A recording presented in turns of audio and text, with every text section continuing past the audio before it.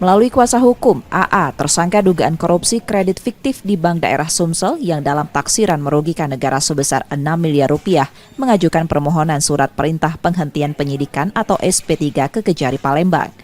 Permohonan tersebut merujuk pada pasal 109 ayat 2 KUHP junto pasal 77 KUHP yang menyebut hak menuntut pidana dihapus jika tersangka meninggal dunia. Kuasa hukum tersangka berharap Kejari Palembang menghapus pidana tersangka karena tersangka meninggal dunia dan belum pernah diperiksa penyidik. Masukkan surat permohonan penghentian penyidikan. Jadi klien kami itu tanggal 11 kemarin meninggal dunia. Dia ditetapkan tersangka di Kejari di sini kasus Tipikor Bank Sumsel. Karena fiktif diduga ya. Karena diduga, jadi kami mengajukan SP3 dengan dasar hukumnya bahwa merujuk pada pasal 109 ayat 2 yang berbunyi penyidik menghentikan penyidikan karena tidak terdapat cukup bukti. Peristiwa tersebut merupakan tindak pidana atau penyidikan dihentikan demi hukum.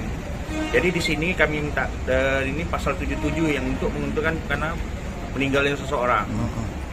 Tersangka jadi meninggal. Baiklah, dalam ini kan suatu tindak pidana ini kan statusnya masih penyidikan, belum dilimpahkan ke pengadilan. Jadi masih tersangka, jadi kami juga memiliki hak untuk minta hentikan penyidikan tersebut. Karena ada memang di undang-undang diatur di sini.